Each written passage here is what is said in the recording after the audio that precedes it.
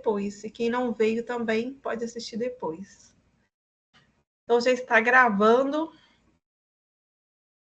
Eu preparei um PowerPoint, nem são duas aulas, né? 12 de fevereiro e 12 de março. Vou falar um pouco, vou entrar no AVA primeiro. Aí eu vou falar um pouco de como que a disciplina está organizada, né? São 3 atividades. E depois a gente conversa um pouquinho aqui sobre o plano de ensino. Deixa eu entrar no AVA aqui. Aí eu vou compartilhar minha tela do AVA.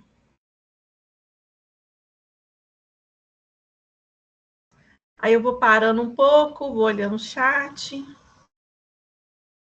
A gente vai fazendo assim.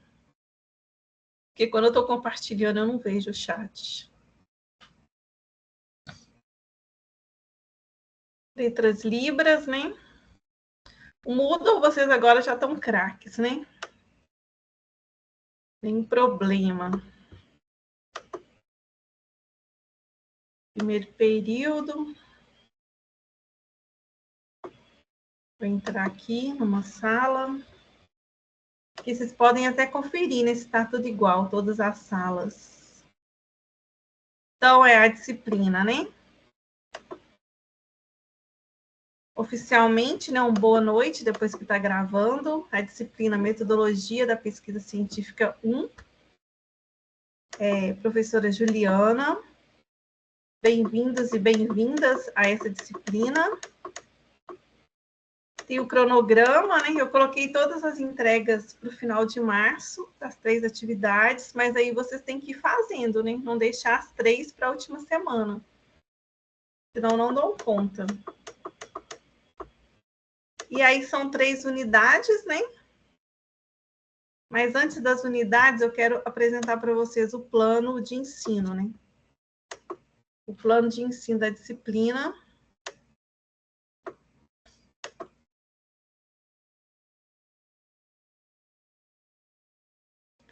Tem alguns tutores aqui também, né? Se quiserem abrir o microfone aí e falar boa noite.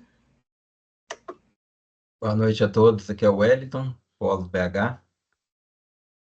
Oi, Wellington. Boa noite a todos, Fabrício, Polo Poste Caldas.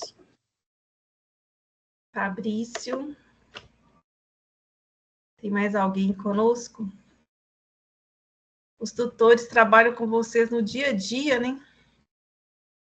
Muita tarefa para eles. Então, de parabéns vocês. Então, a disciplina, ela tem uma carga horária de 45 horas aulas. Nessa disciplina, né, vocês vão conhecer alguns conceitos básicos de metodologia. A gente vai falar um pouco sobre ciência, desafio, né, complexidade dessa ciência, investigação científica, lógica, linguagem e método, conceito de verdade científica. Falar um pouquinho hoje de projeto de pesquisa, né? Apesar de que se vocês não estão nessa fase ainda, que tem sempre uma pergunta, problema, hipótese, objetivos, embasamento teórico, metodológico e empírico. E aí vou falar um pouquinho sobre investigação científica. Os objetivos da disciplina, né? Pensar criticamente o processo educativo em suas dimensões ética, cultural, política e social. Conscientizar sobre a importância da formação de hábitos de estudo científico que possibilitem o desenvolvimento de uma vida intelectual disciplinada e sistematizada. Fornecer os pressupostos básicos de iniciação à pesquisa e ao trabalho científico, aplicar as normas de referências bibliográficas da BNT, discutir sobre plágio de pesquisa e elaborar um memorial. Então, é muito conteúdo para 45 horas, né? Mas vamos lá. Então, eu dividi em 3 unidades, né? Nessa primeira eu falo mais geral, né? Sobre metodologia científica, o que é ciência, né? Vocês viram, tem 3 textos, né? Tem um site, né? Um texto que é bem tranquilo de ler, que está no blog, no site. Tem um PDF, né? E depois tem uma apostila, que quem quiser aprofundar pode estudar a apostila toda. Mas aqui para a disciplina eu indiquei a leitura da unidade 5. Na unidade 2 tem as normas acadêmicas, né? Importante vocês saberem a questão das normas acadêmicas, as normas da ABNT para escrita científica, a técnica de citações. Eu fiz alguns slides sobre isso, se não der tempo hoje. No dia 12 de março a gente fala sobre isso. A questão das referências bibliográficas, né? Tem que criar o hábito, né? De fazer as referências certinhas, né? De acordo com as normas, a gente vai criando o hábito, né? Porque vai criando o hábito de usar a técnica. Vai aprendendo como é que consulta, né? Porque as normas mudam. A gente tem normas novinhas, né? De 2024. Discussão sobre ética e plágio, importantíssima. Também trouxe alguns slides. E, por último, vou conhecer um pouco vocês, né? Na última unidade. Vocês vão escrever um memorial. Então, vocês vão falar de vocês, da trajetória acadêmica de vocês, da trajetória profissional, como que vocês chegaram até aqui, porque a gente precisa se conhecendo, né? Talvez eu continue em outras disciplinas, talvez não sei, mas o memorial é muito importante. E o memorial é um exercício da escrita, né? A gente tem que escrever um exercício, né? Então, o memorial vai ser um exercício de escrita. Você tem que sentar, tem que parar, tem que pensar, tem que refletir, tem que escrever, tem que revisar o que escreveu. Então, o exercício da escrita, né? Muito importante. Nós vamos usar o AVA, Moodle, né? Textos e vídeos, imagens como metodologia, as atividades, né? Contemplarão fóruns de discussão, né? Tem os fóruns de dúvida, elaborei um questionário, envio de atividades. Os estudantes serão acompanhados por professores e tutores para um bom aproveitamento da disciplina. A avaliação, né, vai ocorrendo de forma gradual, né, em cada atividade. Praticamente, as atividades não têm certo e errado, né, principalmente a número 1 e depois o memorial, né, que é a atividade número 1. Claro que vocês têm que ler o texto, né, não tem jeito. Lendo os textos, vocês vão escrever as percepções desses textos, né, o que você achou mais importante nos textos, eu vou falar um pouquinho da atividade.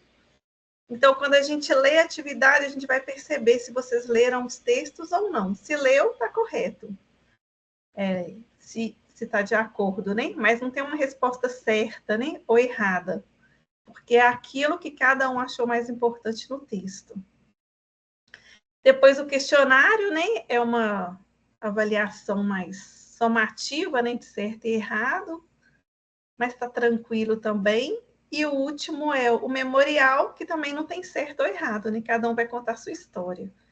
Então, tá uma disciplina assim, ó, tranquila, mamão com açúcar. Então, deleite essa disciplina. E aqui algumas referências. Voltando lá no Moodle. Voltando no Moodle, né? Vocês vão ver que são 3 atividades. Eu vou falar um pouquinho da primeira. Porque aí eu deixo para falar do memorial na próxima aula, né? A primeira atividade. Vocês vão ler os textos, estudarem, nem espero, né? Hoje é dia 12, né? Já tem mais de 10 dias que está disponível. Eu espero que vocês já tenham lido os textos aí da unidade 1, né? Não é muita coisa. E aí vocês vão fazer uma atividade que está dentro de uma metodologia ativa, né? Rotinas de pensamento. É uma metodologia bem interessante, né? A gente trabalha muito no presencial, aí eu estou adaptando para a distância. Então, aqui tem o modelo da atividade. Vocês vão baixar nesse Word, vão salvar no computador de vocês, né, para depois conseguir enviar.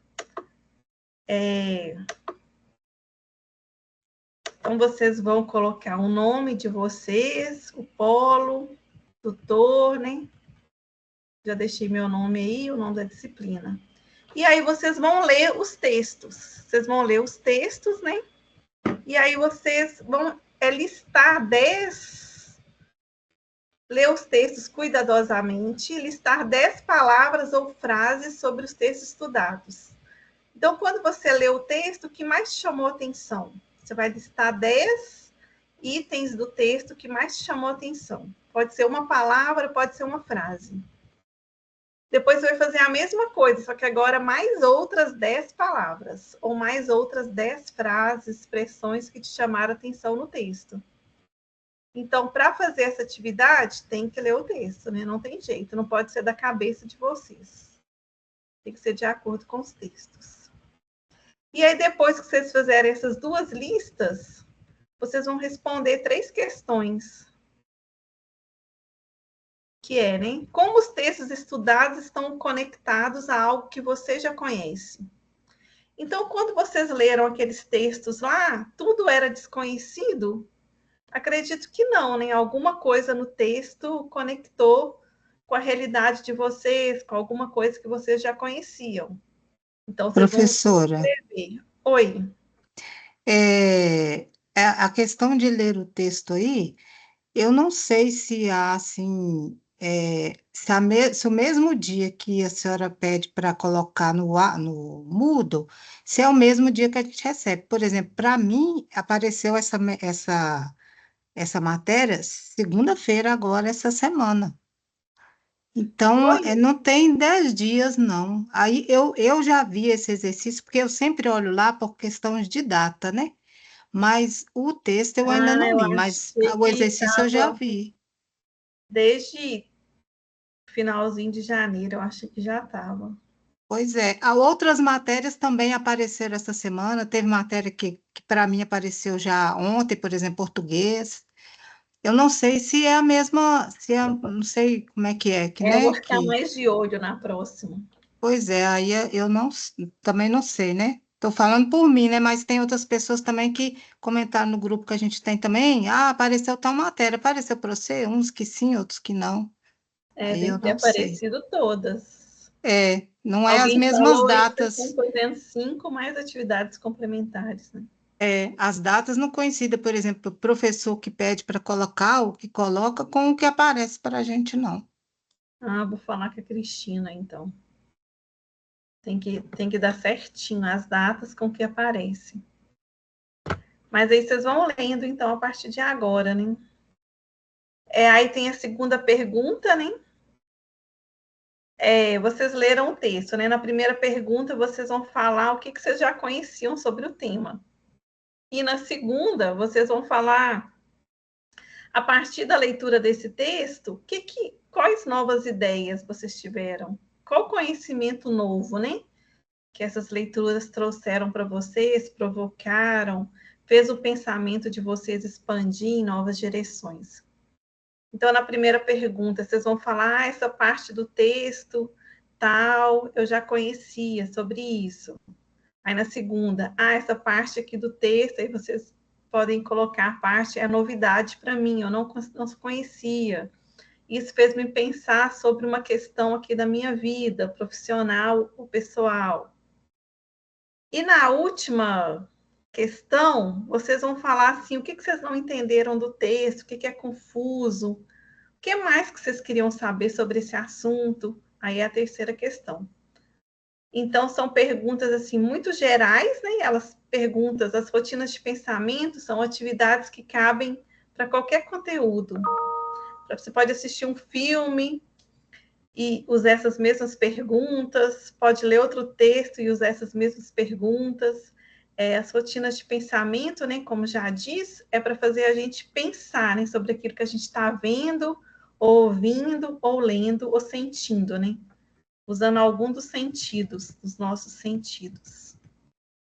Mas, assim, lendo os textos, as atividades são bem tranquilas. A segunda atividade é um questionário, né? Que aí o próprio Moodle corrige, né? Então, a segunda... Eu vou deixar a terceira para a próxima aula, vou parar aqui na segunda. Então, a segunda, vocês vão ler um pouco sobre plágio, né? Plágio é crime, vocês estão no início do curso, né? É bom focar nisso. Inteligência artificial, chat GPT está aí, né? A gente ainda está aprendendo a lidar com tudo isso, mas assim, se descobrir que estão fazendo plágio, né, numa publicação de vocês, né, o autor pode entrar com processo criminal, né, contra a pessoa que fez o plágio. Então, assim, não façam plágio. Depois das normas da ABNT, vocês têm que saber, né? Vocês estão no curso de graduação, né? Estão se formando aí, vão ser licenciados, licenciadas, graduados, vão ser cientistas, né, da área de vocês. Quando a gente faz um curso de graduação, a gente se torna cientista, e aí na ciência, né, tem muita norma para seguir. Então, aqui a gente vai estudar um pouco sobre as normas da ABNT, também trouxe nos slides, e aí tem um questionário, mas a partir da leitura, vocês vão conseguir responder o questionário tranquilos, tenho certeza. Deixa eu ver um pouquinho o chat, se tem alguma coisa. Aí depois eu vou compartilhar um PowerPoint. Alguém quer comentar alguma coisa? Também abrir o microfone e falar?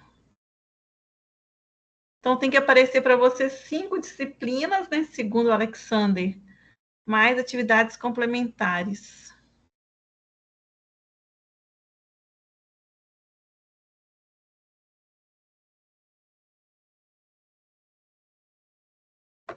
Eu vou falar com a Cristina isso, né? Como que a gente faz para aparecer no mesmo dia, né? Para não ter esse atraso. Tá bom? O Alexander está colocando uma lista aí de disciplinas. Eu vou compartilhar, então, o PowerPoint que eu fiz para essa aula. Mas, assim, de vez em quando eu vou tirar para a gente conversar, né? Senão fica muito cansativo. Então, uma disciplina, né, sobre pesquisa. Pesquisa é um processo disciplinado e ordenado. Vocês estão vendo? Tá bom assim ou tá muito pequeno? Se puder abrir o microfone e me falar. Vocês estão vendo uma tela que está curso licenciatura, que é um curso da faculdade em parceria com a CAPES, a Universidade Aberta do Brasil, e os municípios, né? Para mim está aparecendo. Tá aparecendo? Tá, você mudou agora a página. Vamos pensar, né? Isso, agora eu mudei de novo, vocês estão vendo? Sim, para mim pelo menos. Sim, senso comum apareceu? Sim. Então tá ótimo. Então vamos pensar, né? Como que você aprende?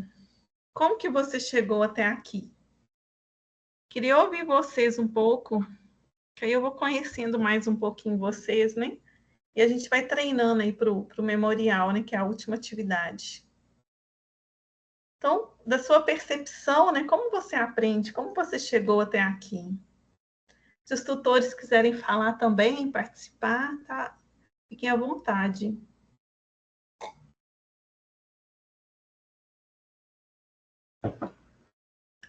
Alguém? Ou alguém está escrevendo no chat?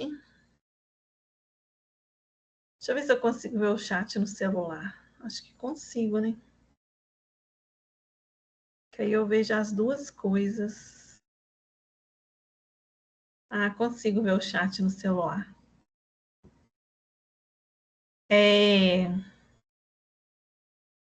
Mas ninguém escreveu nada sobre essas perguntas, né? Nem falaram. Pelo menos uma pessoa, ou se alguém quiser sinalizar, alguém que for surdo e quiser sinalizar também. Professora, Oi. é Patrícia que está falando. Oi, Patrícia. Tudo bem?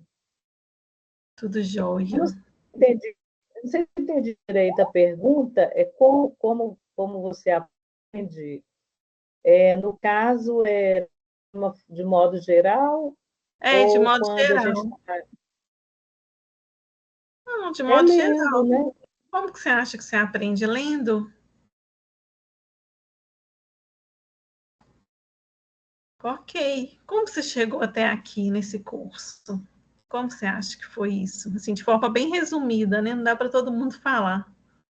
Mas só para a gente, cada um vai pensando aí consigo mesmo e quem puder falar.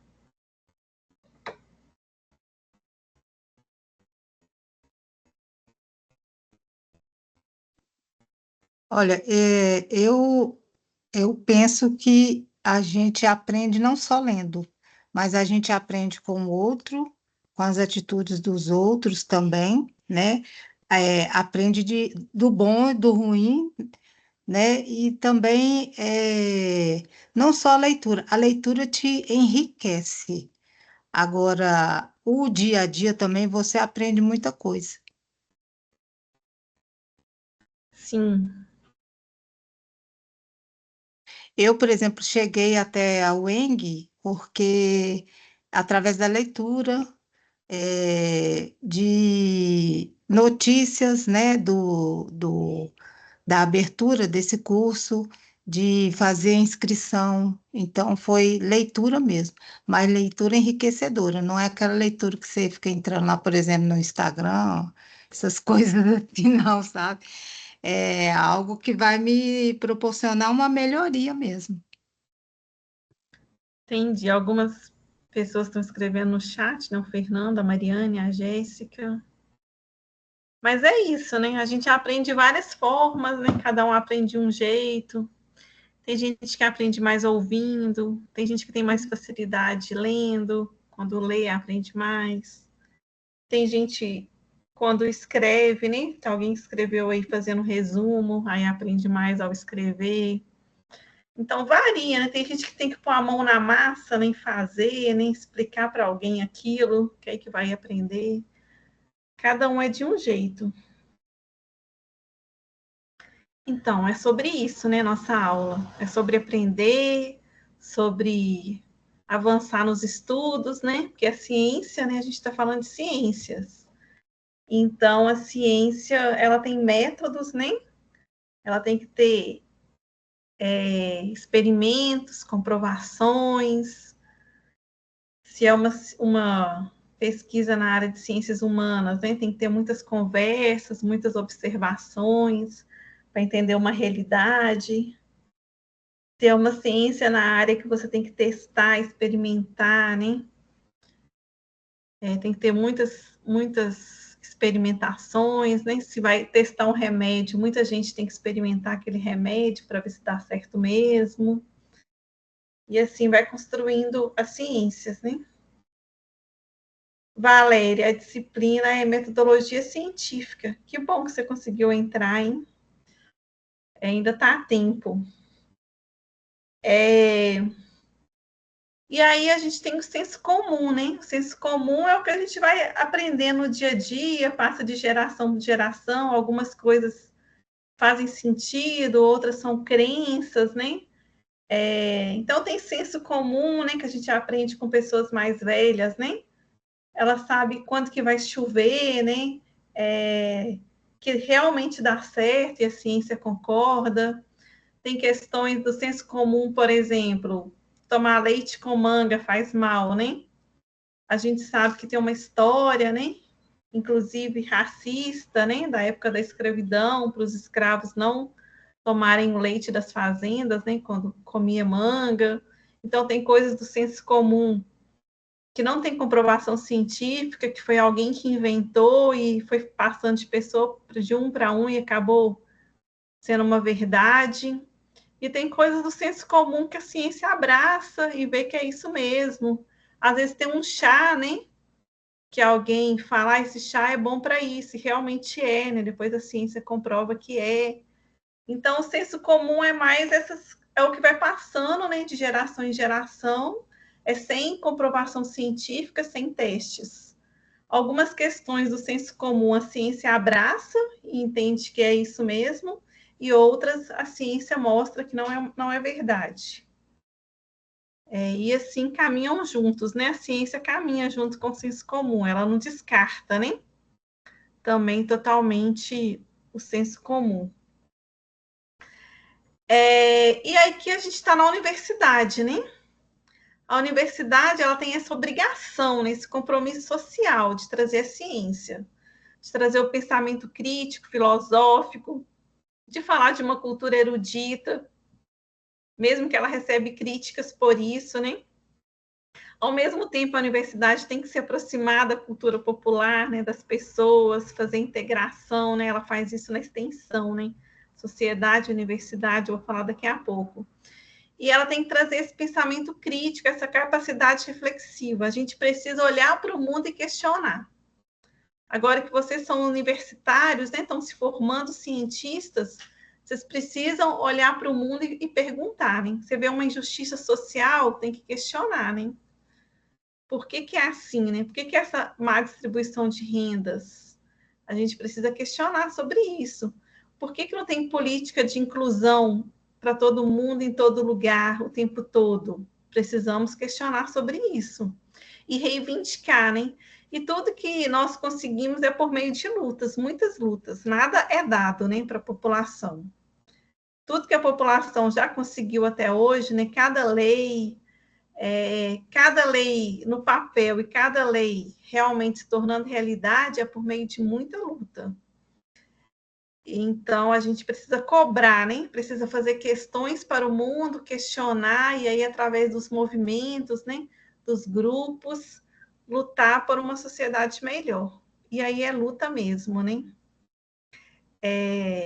Então, estar na universidade é importante, né? A gente abrir a mente, fazer questões, reivindicar, buscar nossos direitos, buscar outros direitos que ainda não estão em vigor. Então, é uma luta diária. Passar mais um pouquinho aqui. Então, a universidade, né? Ela trabalha com pesquisa. Então, toda a universidade, para ela ser uma universidade, ela tem que ter pesquisa, né?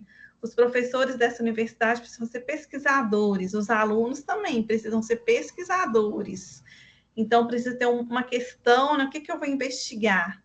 E aí, pesquisar sobre aquilo, entender, ler o que já foi escrito sobre aquele assunto, o que eu posso contribuir, publicar nessas pesquisas. A universidade tem um ensino, né? Que é isso que a gente faz na relação professor-aluno, né? O ensino. E tem a extensão. A extensão é quando a universidade chega até as comunidades, né? Até a sociedade, que é muito importante. Então, são cursos, né? Para quem não está matriculado na universidade, mas pode fazer um curso de extensão.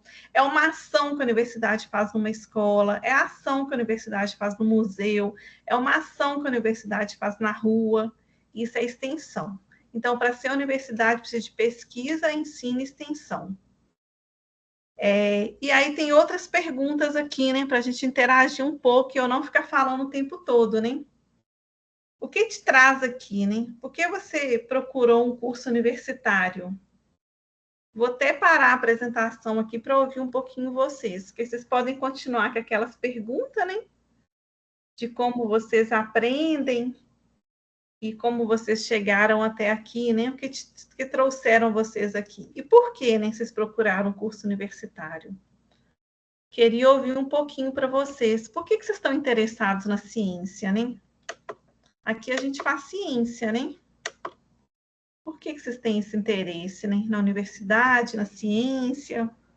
É o diploma? É o mercado de trabalho? Porque a educação forma para o trabalho também, né? É um dos motivos da educação. O que mais?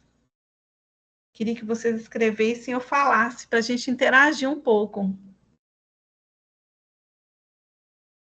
E quem quiser sinalizar também, a Natália faz a tradução. Alguém?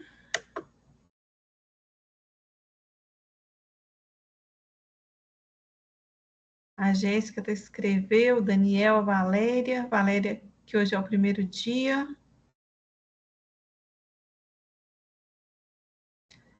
Vocês estão procurando se atualizar, né? Conhecer fazer a formação em Libras aqui.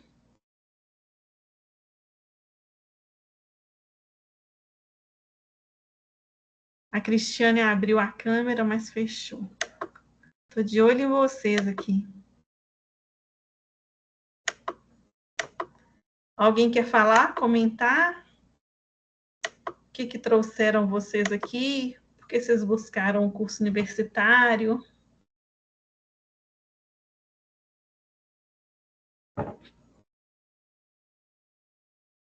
Tem a questão do currículo, né, Daniel? É isso mesmo também, né? Os conhecimentos, ampliar a atuação profissional, vários motivos. E aí, né, aproveitando, né, enquanto vocês vão pensando aqui que vocês falam, que eu acredito que alguém vai falar, não é possível que eu vou ficar falando sozinha. É bom a gente entender que aqui na universidade a gente fala de ciência, né? Ciência é algo que tem que ser comprovado. Então, tem que ser estudado, comprovado, publicado, e aí está suscetível a críticas. Então, eu posso falar uma coisa aqui, baseada no estudo que eu fiz, e alguém vir e falar assim, não, não é isso. Eu fiz esse mesmo estudo, e esse estudo mostrou outra coisa.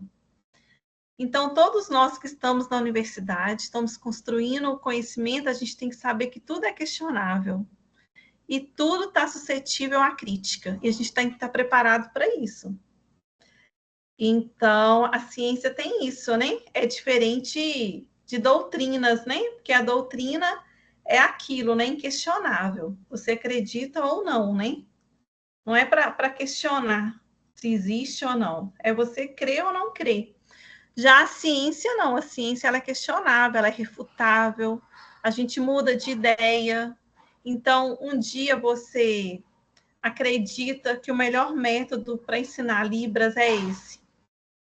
Tem uma forma. Com o passar do tempo, você muda. Não, esse método é horrível, nunca mais a gente vai usar esse método. Agora o ensino de Libras vai usar outro método. Então, a ciência, ela muda. Os métodos mudam. Às vezes, um remédio é indicado para o tratamento de uma doença, mas com o tempo... Por exemplo, remédio para pressão alta, né? Às vezes, alguns remédios que eram indicados antes, hoje não se usa mais. Entenderam que aqueles remédios fazem mais mal do que bem. Então, hoje tem outros remédios para pressão alta. E para várias questões. Então, a ciência ela é refutável. Às vezes, teve uma época que se falava muito mal, né, de comer muito ovo, né? Hoje já se indica comer ovo, né? Não tem limite, né? Você pode comer ovo que não vai fazer mal, a não ser que seja alérgico a ovo, né? Então, a ciência, ela muda. Ela é refutável, ela é suscetível a críticas, que é diferente das doutrinas, né? E aí, o que acontece também na ciência, né? Você acredita e você tem que comprovar. Se você não comprova, é importante você mudar de ideia, né? Eu pensava que era assim, mas eu não consegui comprovar, então não é bem assim. Então, para ser cientista, tem que ter uma mente muito aberta para ter essa condição de mudar de ideia. Às vezes, o cientista tinha tanto uma questão como verdade, né? E aí foi descobrindo que não era verdade, né? A gente tem há pouco tempo. Assim, quando eu estudei, né? No ensino fundamental, no ensino médio, Plutão era um planeta, né? Hoje, quem estuda no ensino fundamental e no ensino médio, Plutão não é mais considerado um planeta. Então, é para vocês verem como a ciência muda. E aí a gente tem que estar se atualizando sempre, né, sobre a ciência. Se eu for fazer uma prova do Enem, né, se eu considerar os conhecimentos da minha época, eu vou errar muito. Então, eu tenho que estar atualizada nos conhecimentos da ciência hoje para fazer uma prova do Enem, por exemplo. Vou voltar aqui para a minha apresentação. Ninguém falou nada, né? Muita gente escreveu no chat. Estou vendo aqui, né? Não está saindo som? Como assim? Vocês não estão me ouvindo, não? Eu tô. Valéria falou, não está saindo som aqui. Mas estão me ouvindo, né? Estou. Ai, que ótimo. Cristiane, né? Está fazendo uma segunda graduação. Andréia fala do sonho de cursar Libras. Não vou conseguir ler tudo, né? Mas é bom esse... Posso falar? Pode, claro. Muito importante vocês falarem. Diga. Tá dando para me ver? Tá, né? Ó, sou a Aline, tudo bem? Vou ser bem sincera. Diga. Sou professora de educação infantil da Prefeitura de BH há 18 anos. Tive alguns problemas, alguns percalços no caminho para concluir uma graduação. Na verdade, eu fiz pedagogia em 2008, fui oradora do meu curso, terminou em 2012. Só que eu fiquei devendo estágio. Na época, eu fiz curso online, fiz EAD, e aí na época era o Márcio Lacerda. E ele não... Primeiro, abriu-se para aceitar diplomas de EAD, aí depois, quando eu estava formando, ele não aceitou mais. Aí, eu com tudo pronto, estágio assinado, ficou faltando 3 estágios. Aí, fui iradora do meu curso, formatura, foto e tudo mais. Aí, a hora que não ia aceitar, eu joguei a pasta para lá. Puf, não quero essa porcaria mais. Beleza. 2 anos depois, ele começou a... Aí, voltou a aceitar. Só que o polo já tinha fechado, era em Venda Nova, fechou. E aí, falou comigo que eu tinha que procurar uma outra faculdade para eu passar todas as matérias que eu já tinha feito e terminar. Tá. Foi passando tempo, deu 10 anos. Então, eu perdi o meu curso todo, o dinheiro, o tempo, e a prefeitura ela vai subindo, você vai subindo vai subindo o salário pelos níveis, né?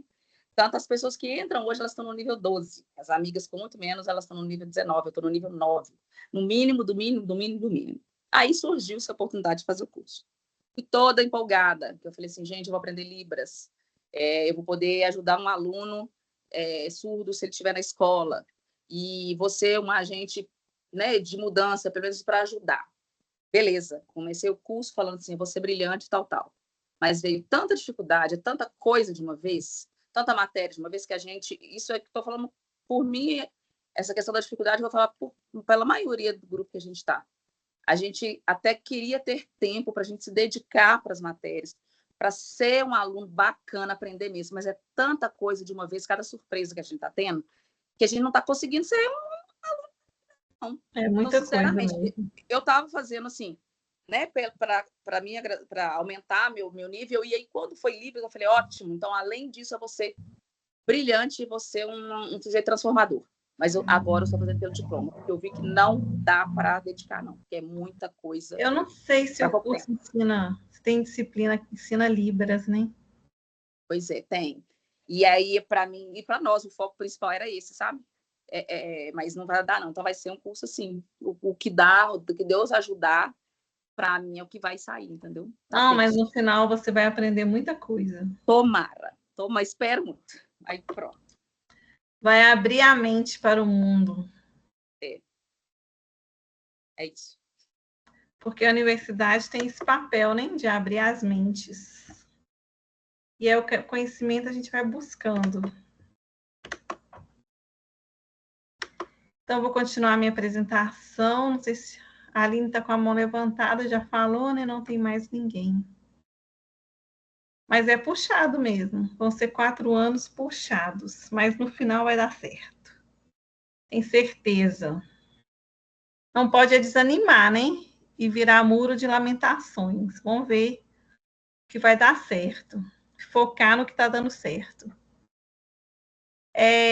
Então, e aí a universidade, né? Ela precisa se aproximar da sociedade, né? Vai ter aproximações e distanciamentos, o conhecimento popular do conhecimento científico, né?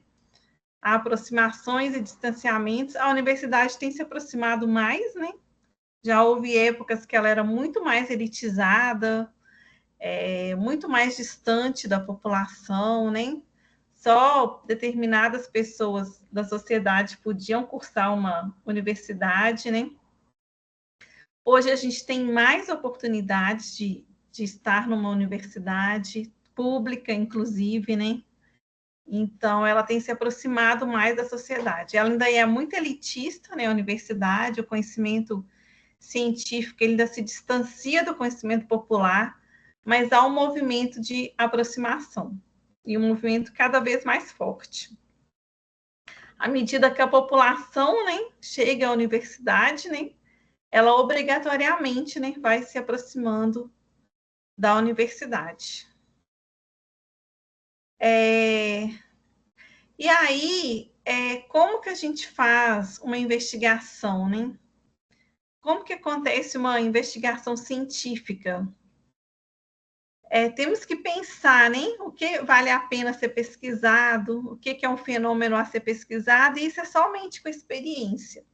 Então, quando a gente começa a ser pesquisador, né, sempre tem um orientador, porque o orientador tem mais experiência e vai nos ajudando a entender o que é um fenômeno que pode ser pesquisado, o que não vale a pena ser pesquisado, o que já foi muito pesquisado.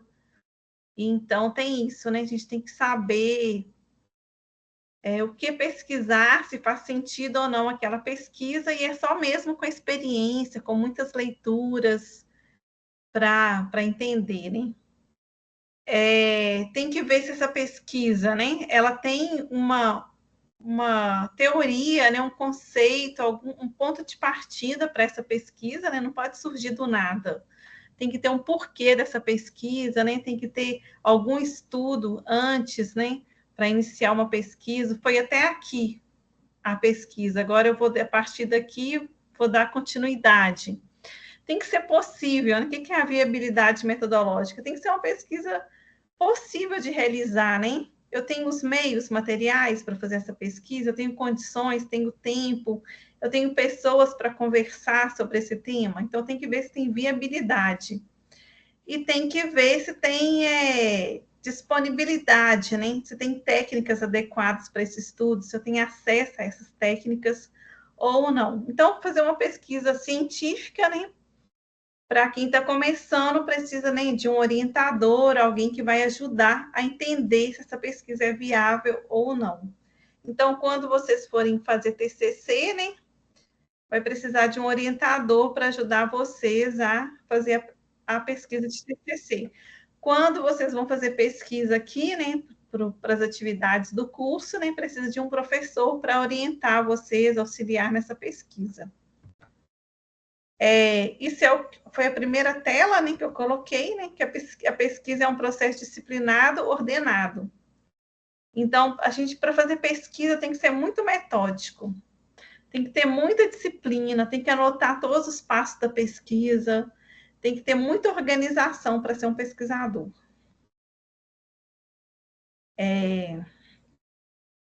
E aí, falando da ciência, né, tem uma frase do Rubem Alves que fala que a ciência nasceu da desconfiança dos sentidos.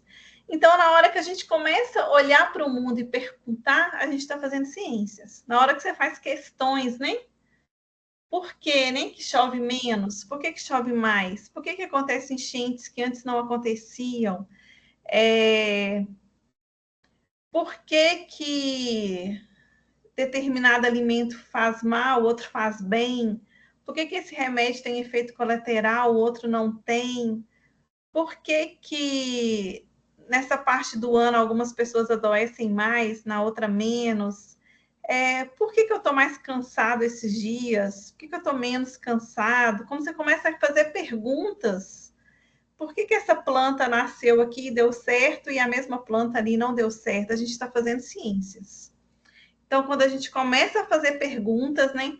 Por que tem morador de rua, né? Por que tem gente... A gente tem bilionários no nosso planeta e a gente tem pessoas abaixo da linha da pobreza, né? Então, é a ciência que demonstra, né, todas essas questões, questiona o mundo, e aí a gente precisa, né, de unir os movimentos para modificar a realidade, né? E aí o cientista ele não pode ter convicções, né? Ele não pode ter certezas. Ser cientista é não ter certeza de nada, é fazer perguntas e ir atrás da resposta e saber que aquela resposta pode ser modificada, né? Que pode vir uma outra pessoa e contradizer tudo que você disse, que você pesquisou, que você gastou muito tempo da sua vida fazendo. Então, a gente tem que ter um preparo consciente, né, para fazer pesquisa. O que mais que eu trouxe aqui? Então, nesse processo de pesquisa, a gente tem que romper barreiras, né, fazer perguntas, romper, construir, verificar, ver se é isso mesmo, voltar atrás, reconstruir, começar de novo, estudar muito, ler muito sobre o que já foi pesquisado. Então, a pesquisa é sobre isso também, né? Ser pesquisador, ser cientista, ser universitário, né? Não é fácil. Mas eu não sei se tem algum curso de graduação que é fácil e de qualidade, se tem curso de graduação que tem pouco conteúdo, poucas disciplinas, né? Dos que eu conheço é bem puxado mesmo, que a gente vai aprendendo, né? Nos nossos limites enquanto ser humano, o que a gente dá conta, o que a gente não dá conta. O que não pode é parar, né? Tem que continuar. As etapas da produção do conhecimento científico não são estanques, é preciso se permitir ir e voltar no processo científico. Então, esse processo científico ele tem várias etapas, né? Ele é um vai e vem. Aqui, né, como está lá na nossa ementa, né? Então, para a gente fazer uma pesquisa, tem esses passos. Então, primeiro você observa, né? Você observa a realidade, para você achar um problema, alguma coisa a ser investigada, né? Então, o primeiro passo para ser cientista é ser observador, né?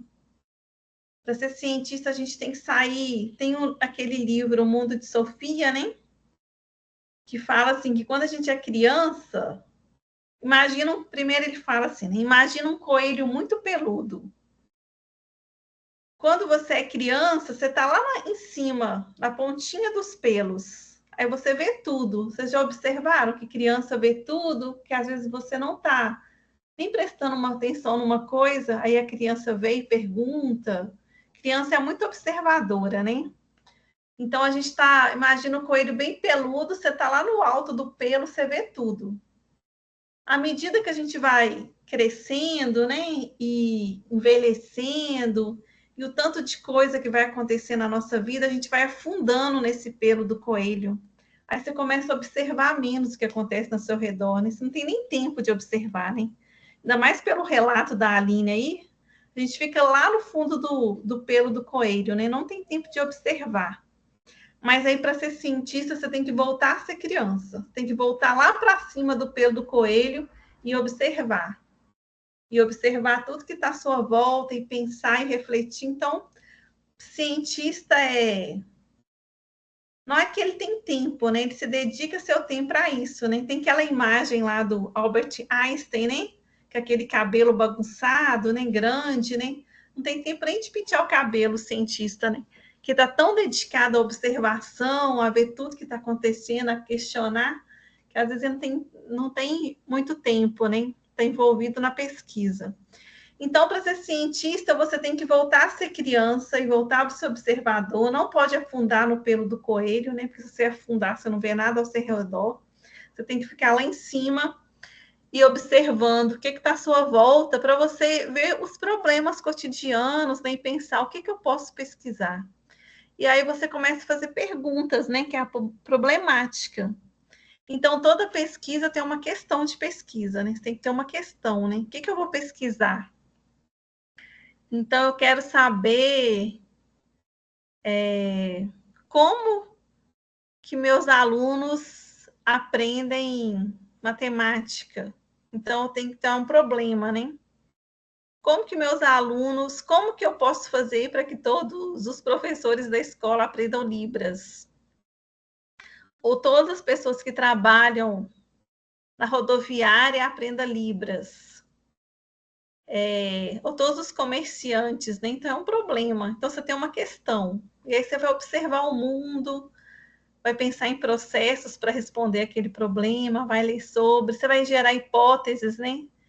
Eu penso que para todo mundo da escola aprender Libras, uma hipótese é ter, né, um curso de Libra para todos os professores uma vez na semana. É uma hipótese, né?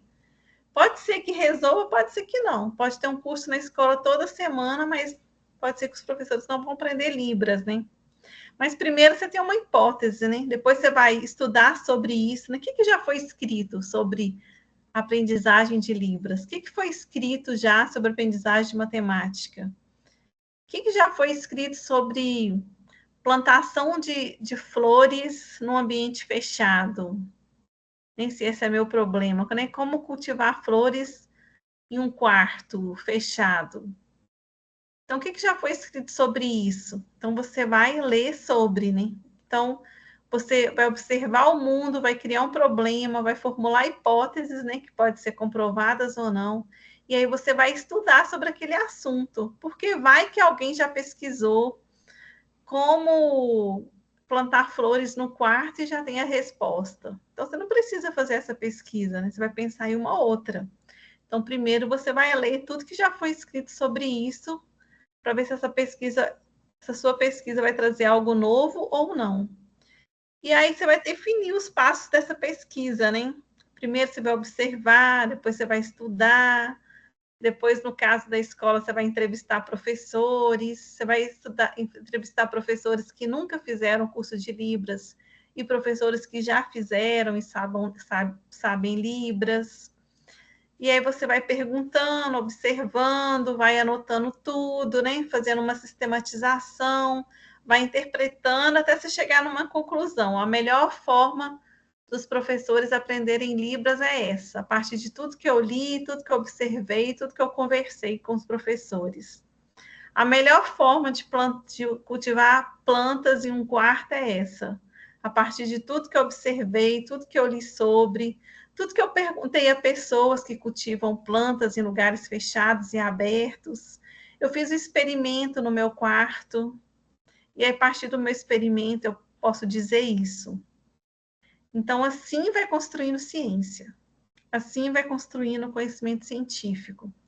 E imagina um prédio de muitos andares, né? Cada pesquisa é um grão de areia de um tijolo. Então, cada pesquisa é muito pequena. Para a gente construir o prédio, a gente precisa de muita pesquisa sobre cada assunto. E assim vai construindo, né, o conhecimento, né, os prédios de conhecimento, com cada pequena pesquisa, né? Se é um grupo de pesquisa, faz uma pesquisa maior, né? Talvez faz um tijolo, mas às vezes a pessoa sozinha só faz um grão de areia, mas ela se junta com outro que pesquisa o mesmo tema, mais um grão, né? Até formar esse prédio grande do conhecimento. Aqui tem um significado, né? Não vou ler, eu vou deixar aí para vocês, do dicionário, né? Da palavra pesquisa, né? Que é a ação ou resultado de pesquisar. Vocês podem ler aí na tela. É um pouco do que eu já falei também, né? A pesquisa, ela tem uma intenção, ela tem um passo a passo, que é a metodologia, ela tem estratégia, é um conjunto de práticas para coleta de dados.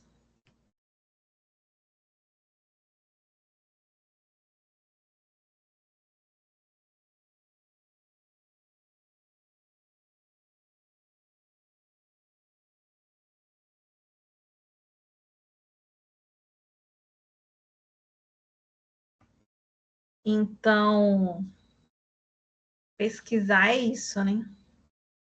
O que vocês acham de tudo isso que eu falei até agora? Sobre pesquisar essa vida louca aí de cada um. E também vocês estão no período de adaptação, né? Depois a gente vai se adaptando. Vai entendendo os nossos limites. Vocês podem, Daniel, ser bolsista, né, de iniciação científica. Vocês podem falar com a Cristina, né, quem tiver interesse, que ela divulga que vocês estão interessados em ser bolsistas. Porque tem os editais da UENG, né? O professor participa do edital. Aí ele tem direito de ter um bolsista, 2 bolsistas. Aí ele divulga essa vaga. Aí vocês podem falar com a Cristina para divulgar para vocês também, né? Para vocês serem bolsistas de iniciação científica. Aí tem que, se não morar em Belo Horizonte, né? Tem que ser possível pesquisas que vocês podem fazer à distância, né? Mas também é possível.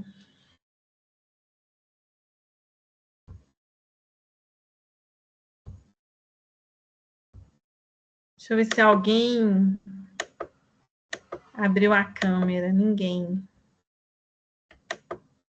Temos 52 pessoas na sala. Todos de câmera fechada. É claro que quando todo mundo abre, sobrecarrega, né? Mas se alguém quiser abrir, falar ou sinalizar, importante também. Agora são 20 e 29, né? A nossa aula é até 21h30, né? A gente tem mais 1 hora. Não fica muito cansativo só eu falando. Mas vamos lá, né?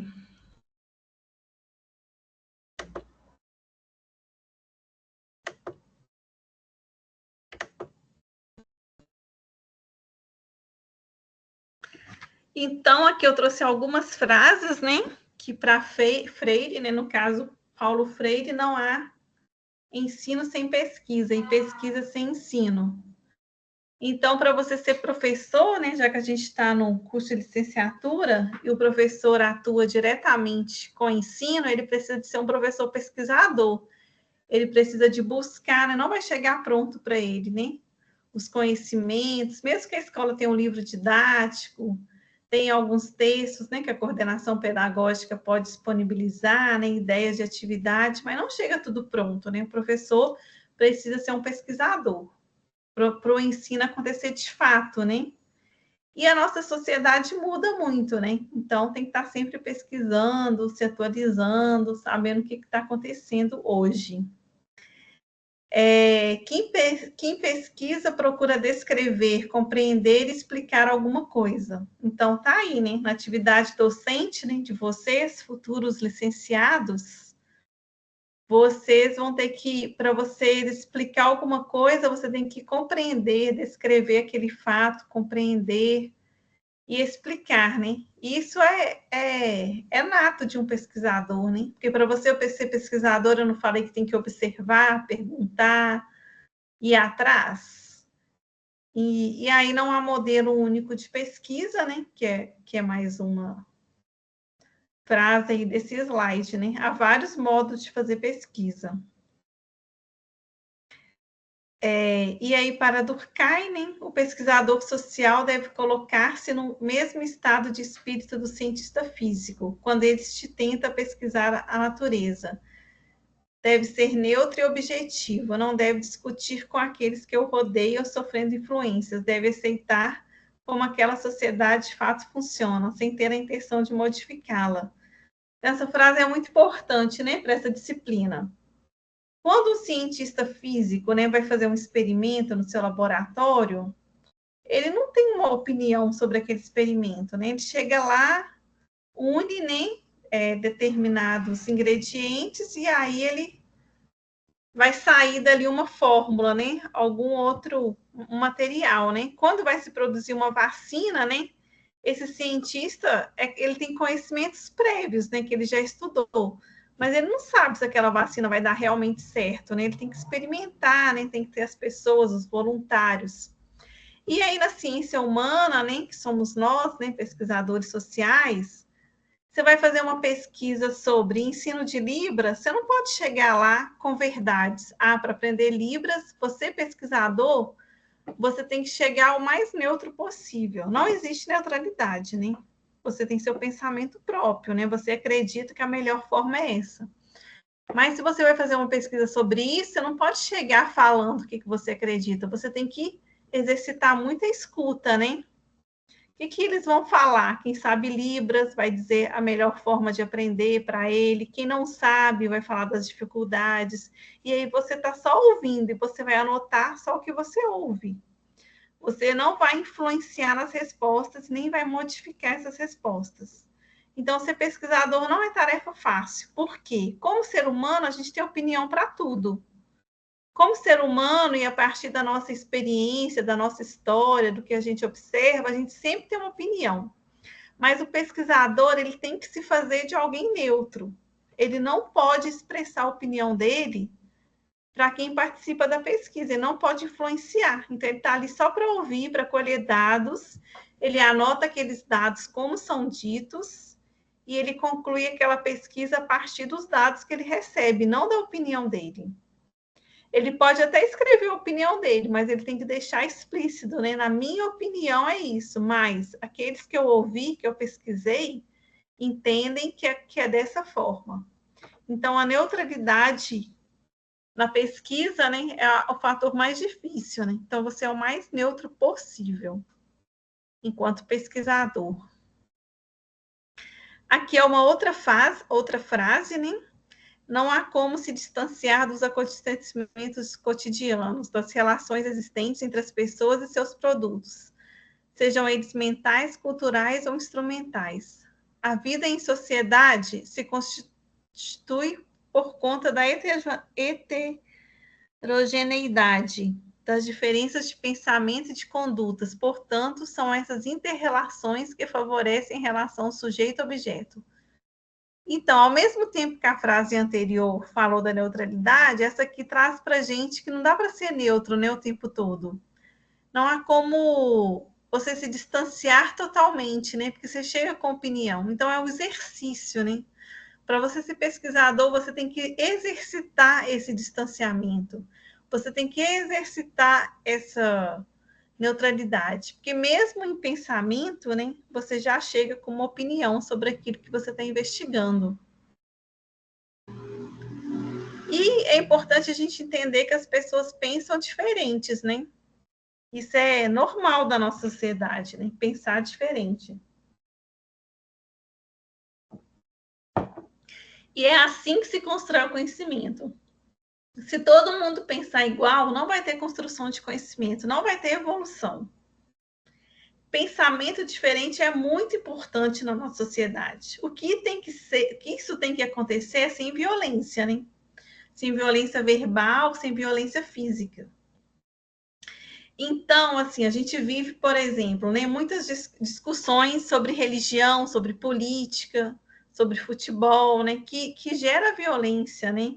A gente tem mortes por causa de posição política. A gente tem mortes por causa de time de futebol. A gente tem morte por causa de religião. A gente tem morte porque a gente pensa diferente. A gente tem mortes por causa de orientação sexual. A gente tem mortes por causa da cor da pele, né? Então, assim, somos diferentes no nosso físico e no nosso modo de pensar. Somos diferentes ao expressar nossas opiniões, e essas diferenças são muito importantes. Eu não sei se eu já falei isso na outra disciplina, né? Porque eu sempre repito isso. Então, essas diferenças são muito importantes para a nossa sociedade, e é por causa das diferenças que a sociedade evolui. Se todo mundo agir da mesma forma, fazer tudo igual, pensar igual, não vai ter evolução da sociedade. É no embate de ideias, porque quando você pensa diferente do outro, você tem que argumentar, refletir, você tem que convencer o outro que a sua ideia é melhor, que seu modo de pensar é melhor. Isso acontece em todas as áreas. E na hora que você pensa, você questiona, você constrói, é que a gente está evoluindo enquanto ser humano, enquanto evoluindo nossas ideias. Eu estou falando isso dentro de uma civilidade, né, sem agressão. E para você discutir ideias diferentes, sem agressão, você tem que abrir muita mente. Então, o objetivo da universidade é abrir as mentes. E nesse sentido, a gente tem que entender que quando o outro pensa diferente, ele tem certeza que aquilo que ele pensa é o melhor, porque senão ele não estaria pensando daquele jeito. Então, vou dar um exemplo sobre política, né? Se eu voto em determinado candidato, é porque eu tenho certeza que ele é o melhor. Se eu não tivesse certeza que ele era o melhor, eu estaria votando em outro. A outra pessoa que tem a ideia diferente de mim, ela tem certeza que aquele candidato é o melhor, por isso que ela vota nele. Então, veja como é difícil, né, essa discussão. Porque cada um entende que a sua forma de pensar é a melhor, mesmo que eles pensam diferentes. Mas ele tem certeza que ele está no caminho certo. E aí você conversar, desconstruir, fazer o outro mudar de ideia, não é fácil. Mas é assim que a gente desenvolve nossa criticidade, nossos argumentos. Você traz, não, olha, esse candidato é melhor por isso, ó, veja, ele fez isso aqui.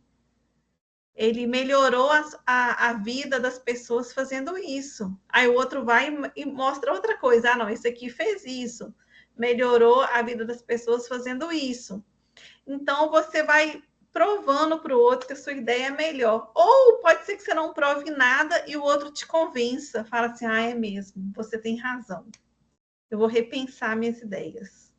Só que eu estou falando tudo isso, né, numa discussão civilizada, né, sem agressão. Que aí é o nosso ideal de sociedade, né? Na universidade a gente fala muito do ideal, né? A gente sabe que a gente está aqui na teoria, que é diferente da prática, mas aqui é o lugar da teoria. E é um pouco distante da prática mesmo, ou muito distante, porque quando você está discutindo aqui, a gente está falando, a pessoa traz um exemplo da vida dela, ela está teorizando. Quando vai lá viver a realidade mesmo da pessoa, é diferente quando vai para a prática. E aí você pega uma teoria de Paulo Freire, né, de como alfabetizar. Você estuda tudo bonitinho na teoria. Quando você chega lá na escola e vai colocar na prática, algumas coisas dão certo, outras não. Então, há esse distanciamento da teoria e da prática, mas um complementa o outro. Então, você tem que saber a teoria para você colocar em prática, e a prática nos ajuda a construir melhores teorias. E assim, né, vai se fazer na sociedade, nessa heterogeneidade, que não é simples, é bem difícil, né? Se todo mundo pensasse igual, hein? Se a gente pudesse ficar só na nossa bolha, que todo mundo concorda com a gente, ai, que confortável, né? É isso que o Instagram faz, né? As redes sociais, né? Por que a gente fica tanto tempo ali, né, rolando a tela? É muito confortável, porque os algoritmos trazem só coisas que você interessa. Então, vai ficando muito confortável, né? Por exemplo, eu assisti um vídeo esses dias sobre crochê, né? Roupas feitas de crochê. Agora, toda hora o Instagram me mostra um vídeo sobre alguma coisa feita de crochê. Então, é muito confortável, né? Só vai trazendo aquilo que eu estou interessada, só que vai me deixando mais burra, né? Porque eu só vou assistindo a mesma coisa. Então, a rede social, ela traz esse conforto para a gente, né? De indicar. Então, o Instagram sabe minha posição política. E aí, ele só manda coisas para mim de acordo com a minha posição política. Então, eu estou numa bolha no Instagram, eu sei que eu estou. E aí, é confortável ficar na minha bolha, né? Porque ninguém me questiona. Só que eu vou ficando mais burra, né? Porque eu não vejo ideias diferentes, né? Não me faz pensar. Então, tem que ter muito cuidado com as redes sociais. Muito cuidado mesmo, né? Eu sou totalmente a favor de proibir os celulares aí para os adolescentes, principalmente, né? As crianças já não levavam celular, né? Mas os adolescentes que levavam, eu acho que é muito importante sair um pouco, pelo menos naquelas 4 horas que está na escola, ou quem fica no integral o dia todo, mas pelo menos aquelas 4 horas vai sair um pouco, né? Desse conforto, né? Desse conforto de estar na bolha. Vai ter que conversar com um colega, vai ter que ouvir uma opinião diferente, vai ter que pensar sobre aquela opinião. Eu não sei a posição de cada um, né? Estou falando a minha posição. E aí a pesquisa, né, ela precisa salientar algo novo, né, que vale a pena ser investigado, estudado para o pesquisador e para a comunidade a qual se destina o estudo. Então, é isso, né? Para fazer pesquisa. Se eu quero pesquisar sobre Libra, se eu quero pesquisar sobre plantas, eu tenho que estudar. Aí a pesquisa ela é bem específica, né? Como eu disse, ela é só um grãozinho de areia. Então, eu vou estudar sobre ensino de Libras no ensino fundamental 1. Para professores, ou eu vou estudar sobre ensino de Libras no ensino fundamental 1 para alunos. A pesquisa ela é bem específica, ela é um recorte. Por isso que precisa daquele tanto grão de areia, né? Um estuda sobre aluno, outro sobre professor, outro sobre educação infantil, outro sobre fundamental 2, e aí vai construindo conhecimento, né? Cada pesquisa. E aí, para eu fazer esse estudo, eu tenho que estudar muito, ler muito sobre o que já foi escrito, para eu trazer algo de novo, né? E não repetir a mesma coisa. Porque senão não há construção de conhecimentos. Eu vou falar mais desse slide aqui um pouco, aí eu volto para o chat, a gente conversa um pouco. Aí é muito importante vocês falarem ou escreverem para eu entender, para eu conseguir, né, entender um pouco se vocês estão entendendo ou não o que eu estou falando. Né? Aí é um feedback para mim, né? Para ver se eu estou sendo inteligível ou não na minha fala. Então, a gente tem vários tipos de estudos, né? Na ciência. A gente tem os exploratórios, né? Que é a hora que a gente vai ler sobre o assunto, que a gente vai pesquisar sobre aquele assunto, entender as pesquisas, entrevistar as pessoas. A gente vai ter as pesquisas mais explicativas, né? Que vai explicar para a gente. Vai ter um momento, né? Você vai pesquisar, ler, fazer entrevista, depois você vai explicar, né? Como que as coisas acontecem, o que você descobriu sobre aquele fenômeno, sobre aquele caso, né? Você vai aprofundar mais nessas realidades, que você vai explicar mais o porquê das coisas. O que você aprendeu que pode mudar. E aí também tem a parte da descrição, né? Que você vai descrever, né? O que foi feito, o que já foi, qual foi o seu passo a passo naquela pesquisa, né? Como que foi a sua observação, como que foi a aplicação das técnicas, da coleta de dados. Aí você vai descrevendo as pesquisas. Mas eu queria saber se vocês estão entendendo o que eu estou falando, se vocês estão concordando, se vocês estão discordando, se vocês querem falar uma coisa diferente.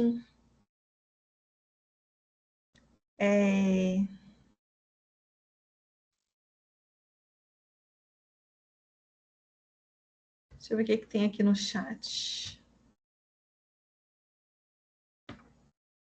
Professora Juliana. Oi. Patrícia. Eu queria... dá para você falar um pouquinho sobre essa diferença do explicativo e do descritivo? Eu falei muito rápido, né? Porque eu estava querendo ler o chat aqui. É que eu fico muito tempo sem ler o chat, aí eu fico pensando assim, será que vocês estão escrevendo muita coisa ou eu não? achei muito parecidos um com o outro, eu fiquei com um pouquinho de dificuldade de entender. Mas é parecido mesmo. Eu vou colocar o slide de novo. Tá, obrigada. Aqui o Daniel está falando, né, que está muito PDF nas disciplinas, né, buscar mais vídeos. Então, é bom esses retornos. Quando eu falei sobre as redes sociais, né, a Viviane escreveu sobre o colonialismo digital. A gente está sendo colonizado, né? Porque as redes sociais não são a partir do povo, né? Existe uma grande indústria, né, bilionária, né, bilionários, né, que ditam o que a gente vai ver e não vai ver no nosso Instagram, por exemplo, nas redes sociais. Então, vai ditar para nós os modos de ser.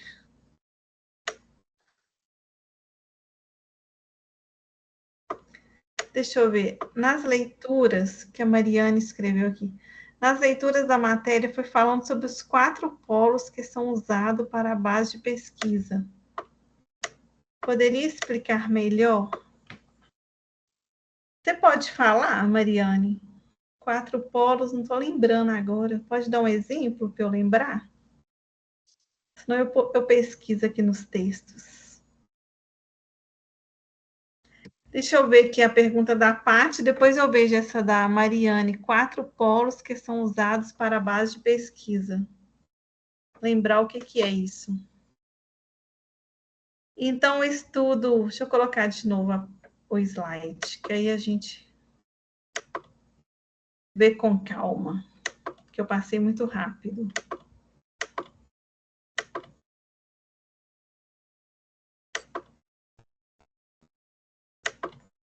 Então, vamos lá. É porque aqui está falando que há 3 movimentos, né? 3 níveis de estudos, né? Há o exploratório, o explicativo e o descritivo. O exploratório, ele vai mais a fundo, né? Ele vai proporcionar maior familiaridade com o problema, com o intuito de tornar mais explícito, né, essa problemática. Então, no estudo exploratório, você vai ler sobre, você vai fazer entrevistas, ou você vai fazer experiências práticas, analisar exemplos, né, para estimular essa compreensão. Então, o exploratório, ele vai mais a fundo. O explicativo, o que está escrito aqui? Identificar os fatores que determinam ou que contribuem para a ocorrência dos fenômenos. Então, o fenômeno é aquilo que você estuda, né? Então, como professora, no caso, você vai estudar como os alunos do ensino fundamental 1 aprendem Libras. Esse é seu fenômeno, né? Seu objeto de estudo. Então, no explicativo, você vai identificar como que essas crianças aprendem, o que contribui para a aprendizagem delas. É o tipo que mais aprofunda o conhecimento da realidade, né? Que vai dizer o porquê das coisas no explicativo.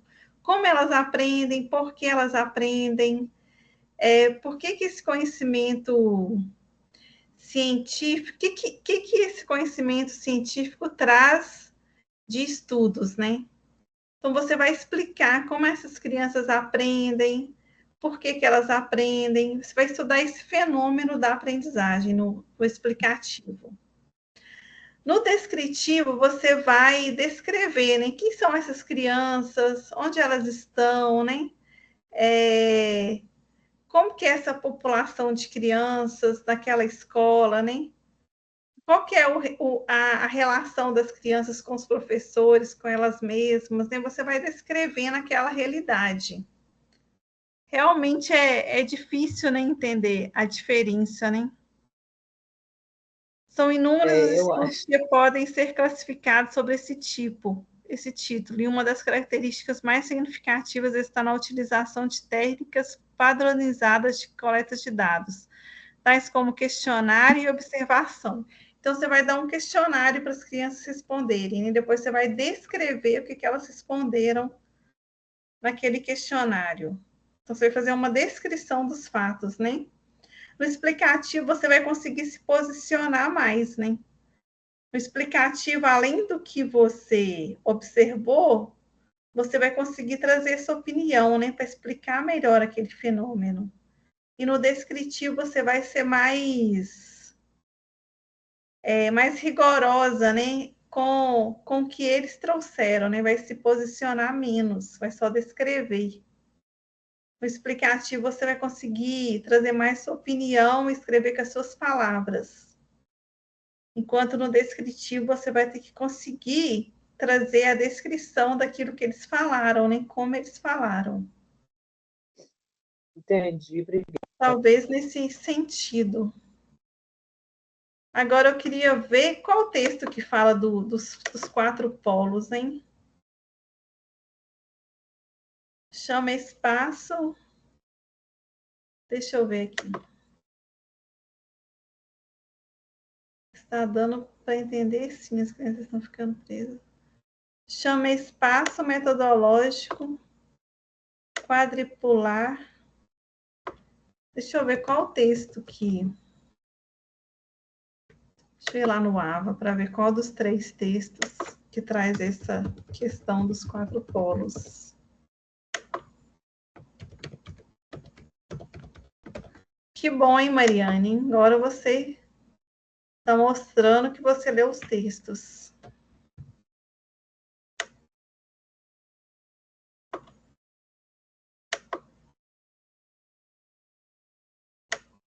Deixa eu achar aqui a parte que fala disso.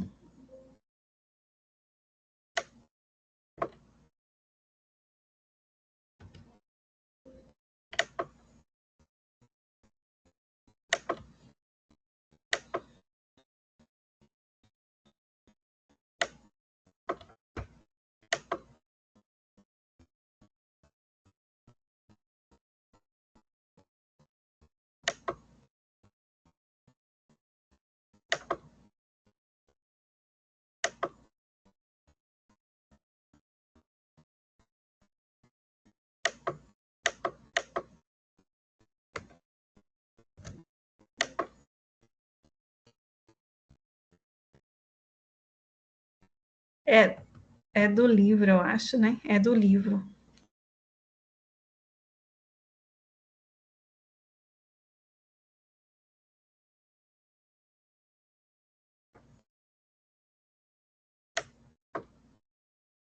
Fala de 4 polos, né? Epistemológico, técnico, teórico e morfológico.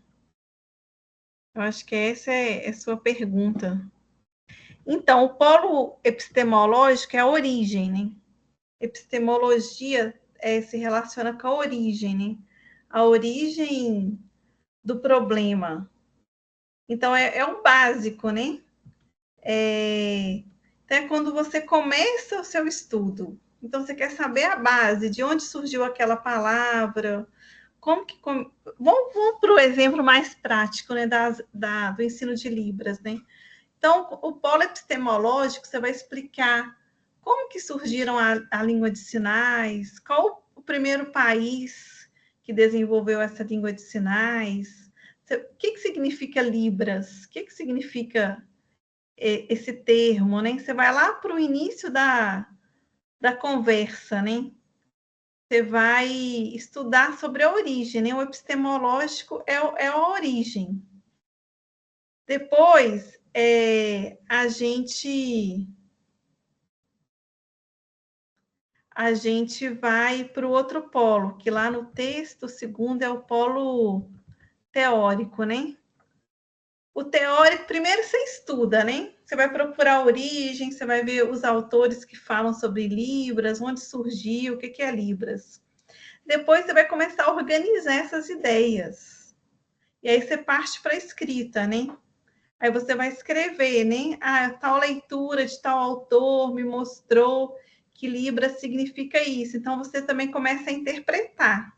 Então, você leu, entendeu a epistemologia, né? Dessa palavra Libras, dessa ação Libras, dessa língua Libras. Então, esse foi o primeiro movimento, né? Enquanto pesquisadora. Você vai entender a origem. O segundo movimento, que é o teórico, você vai organizar essas ideias. A partir do que você leu, você vai partir para a interpretação, para a organização, para a sistematização. Para isso, você já começa a escrever, né? Se na primeira parte você fazia só um fichamento, né, de cada leitura, colocava lá, marcava de amarelo os pontos principais, copiava algumas frases. No segundo, você vai, no campo teórico, no polo teórico, você vai procurar sistematizar, falar um autor fala isso, o outro fala o contrário, esse autor e esse autor pensam iguais. Você vai sistematizar, interpretar tudo aquilo que você colheu de dados no primeiro momento. Então, o primeiro momento epistemológico foi a coleta de dados sobre determinado assunto. O segundo, teórico, é na hora que você organiza, sistematiza, né? Interpreta. Você começa a construir conhecimento. Você começa a escrever uma teoria, né? No campo no polo teórico, né? Você começa a escrever uma teoria a partir daquilo que você estudou. E aí, essa pesquisa não para, né? Então, primeiro você estudou você leu vários autores sobre o tema Libras. Aí depois você organizou suas ideias, né? Você começou a escrever uma teoria a partir de tudo que você leu. Aí você precisa continuar essa pesquisa, né? Você vai para o polo morfológico. Então, no polo formológico, você vai conseguir aprofundar mais nessas ideias, você vai construir até os seus próprios conceitos, né?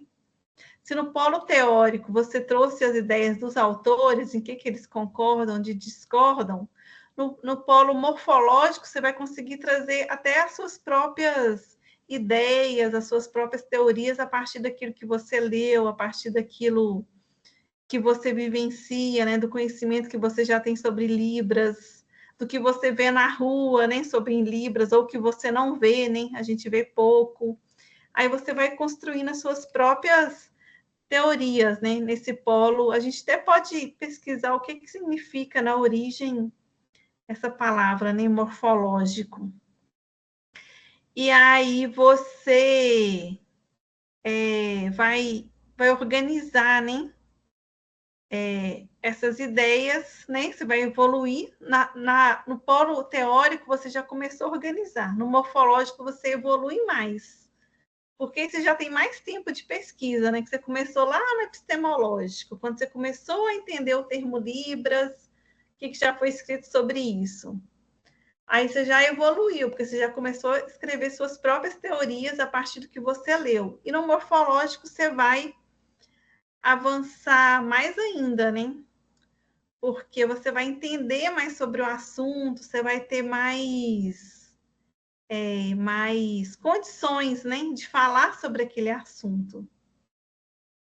E aí você vai saber mais onde ir para buscar sobre aquele assunto, você vai saber com quem conversar, quem que são as pessoas, né, à sua volta, que pode falar com mais profundidade desse tema. Então, aí você está tanto na parte teórica como na prática, né? Quando você está no polo morfológico, você consegue trabalhar um pouco do que você leu sobre, mas o prático, né? Que é o que você vivencia. E aí, por último, e aí você vai vendo que todos esses polos, eles estão interligados, né? Um não vive sozinho do outro, não. Porque, às vezes, você está escrevendo, você está lá no polo morfológico, né? Que na hora que compara a teoria com a prática, aí você fica com uma dúvida, aí você volta lá no epistemológico, vai procurar um conceito que você leu lá. Aí você escreve sobre aquele conceito e você consegue falar mais sobre ele, né? No polo morfológico e articular com a realidade. Aí depois a gente tem o último polo, né? Que é o polo técnico, que trata dos procedimentos de coleta de informações. Que aí você já vai conseguir, olha, você já vai estar muito evoluída. Você já estudou sobre o tema, você já escreveu sobre o tema, você já comparou o que você estudou com a realidade. Aí você já vai poder trazer até comprovações, né? Que é o polo técnico. Ó, você vai poder falar assim, ó, de fato, o estudo de Libras acontece dessa maneira, na escola que eu estudei, né? No meu país, no Brasil, em Minas Gerais, nessa escola que estudada acontece dessa forma. Aí você vai poder, né, escrever um artigo, apresentar um trabalho no evento, explicar. Olha, eu já tenho conhecimento sobre ensino de Libras, eu já estudei autores, eu já escrevi sobre, eu já comparei com a realidade, eu já estou no polo técnico, né? Eu já tenho condições, né, de argumentar, de falar sobre. Então, é uma evolução, né? Esses polos são uma evolução que vai acontecer na pesquisa. E aí, sobre qualquer tema novo, né? Qualquer tema novo que a gente vai estudar, primeiro você começa com leituras, né? Você começa a ler sobre aquele tema, você começa a entender um pouco mais, né? Tudo que eu estou aprendendo de Libras é com esse curso, né? E nem é minha disciplina, nem está tão relacionada a Libras, né? Vocês podem ver que eu fico com disciplinas mais gerais. porque não é minha área de estudo, nem minha área de conhecimento, Libras. Então, eu fico com disciplinas mais gerais, mas eu vou aprendendo com vocês, com meus colegas professores, com os alunos. Às vezes tem uma dúvida, eu tenho que pesquisar sobre para responder, eu tenho que ligar para a Cristina para ela me ajudar a responder. Então, assim, primeiro, assim, eu tô lá no primeiro, né? Quando fala de Libras, eu tô lá no polo epistemológico, né? Eu estou bem no início do estudo de Libras, né? Tem gente aqui que é muito mais avançado que eu. Então, eu estou aprendendo o que significa, eu estou aprendendo que Libras não é igual a sinalização, né? Não é a mesma no mundo todo. Eu estou aprendendo que há diferenças, né, regionais na sinalização. Eu estou entendendo como que é a legislação, né, sobre Libras. Eu estou bem no início. Aí, com o tempo, né, com o passar do tempo, eu espero que eu evolua, né, que eu já saiba mais sobre Libras, que eu consiga escrever alguma coisa, que eu consiga explicar alguma coisa, né, no meu redor, na minha casa, nas minhas salas de aula, sobre legislação de Libras. Eu espero evoluir, né, ir para um campo teórico, né, que eu já possa apontar. Existe essa lei sobre o ensino de Libras, existe esse manual aqui, ó, que é muito bom para aprender Libras, existe esse curso aqui que é ótimo. Tá, eu já estou evoluindo um pouco, né? Eu já estou indo para outro polo. E aí, se eu conseguir, né? Se eu conseguir trabalhar toda essa teoria com a realidade que eu vivo, né? Aí eu já estou indo para o campo morfológico, né? Eu consigo comparar o que eu li com a realidade. E aí, se eu evoluir mais ainda, né, nesse estudo, eu vou poder ir num evento e fazer uma palestra sobre Libras. Nossa, aí eu vou me achar demais, né? Aí eu já vou conseguir. Hoje eu não consigo jamais, né, fazer uma palestra sobre Libras, mas imagina que eu estou estudando sobre, estou aprendendo, estou comparando com a realidade, aí eu chegar no polo técnico, né, que eu já consigo dominar mais o assunto, responder perguntas sobre, né? Hoje, sempre que tem uma pergunta de Libras, eu tenho que acionar alguém para me ajudar a responder. Mas quem sabe, né? Com o passar do tempo, eu vou chegar no polo técnico, né? Eu vou ter mais condições, eu vou estar mais segura para falar sobre esse tema. Então, e em alguns momentos, mesmo a Cristina Menezes, por exemplo, a coordenadora do curso, né? Ela é professora de Libras, ela é intérprete, né? Ela sabe Libras e ela é intérprete, ela estuda sobre, ela já fez pesquisa sobre isso. Mesmo ela, que está muito mais avançada no estudo, né? Que já domina o tema, pode ter momentos que vai ter uma pergunta que ela não sabe responder. Aí ela volta lá na teoria, no primeiro polo, ela vai procurar um autor que fala sobre isso, para ela conseguir falar. Então, esses polos, eles é um círculo, né? É um círculo, né? Início, meio e fim, você está o tempo todo indo e voltando, e aí vai construindo ciências, né? Aqui no texto, que agora eu abri o texto, né? Os autores, eles vão falar que esses polos, eles são articulados, né? Que eles interagem, que eles possibilitam a construção da própria ideia de ciências. Então, é assim que a gente vai construindo ciências, né? É um bom exemplo, né? Esses polos é uma forma de construir ciência. Mas é um pouco essa explicação.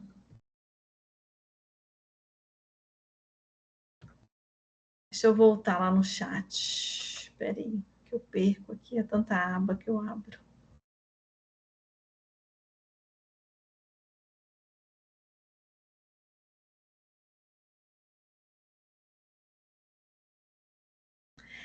Esse slide aqui, Viviane, trouxe 3 tipos, né? Mas há muitos tipos de pesquisa. Só estou trazendo um recorte aqui para vocês. Mas tem muitos tipos de pesquisa, né? Depois eu vou falar um pouquinho da pesquisa qualitativa, quantitativa, estudo de caso, né? Um tipo de pesquisa. Que mais? Deixa eu ver se eu lembro aqui. Há vários tipos de pesquisa, né?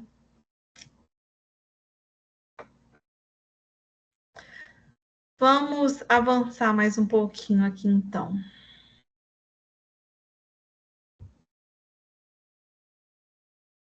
Não sei se vocês já estão cansando, né? Até o chat está mais devagar. Eu tento fazer vocês falarem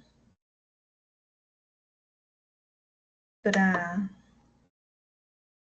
ver se fica menos cansativo. Agora eu vou falar um pouco da pesquisa quantitativa e da pesquisa qualitativa. Mudando aqui um pouquinho de assunto. Então, a pesquisa quantitativa ela é mais abrangente. Então, vamos pensar numa floresta, né, bem grande. A pesquisa quantitativa ela consegue me dizer quantas árvores tem nessa floresta, ou pelo menos por metro quadrado, quantas árvores tem. Aí eu multiplico pelo tamanho da área toda, né? Aí eu vou saber quantas árvores tem naquela floresta. A pesquisa qualitativa, né? Eu faço no metro quadrado e depois multiplico quantas árvores são, crescem muitos, quantas são mais baixas. A pesquisa qualitativa, ela me permite ver uma grande área. Ela me permite falar lá da escola, quantos professores têm graduação, quantos não têm. Ela me permite falar as taxas de evasão, a taxa de retenção, a taxa de... né, posso pegar os dados do censo, né, escolar, posso pegar os dados das avaliações sistemáticas, do SAEB, falar da alfabetização, né, em porcentagem daquela escola. Então, os dados quantitativos, os estudos quantitativos, eles servem para eu ver uma grande área, por isso que eu comecei falando da floresta. E aí ele consegue me falar de todas as escolas do município.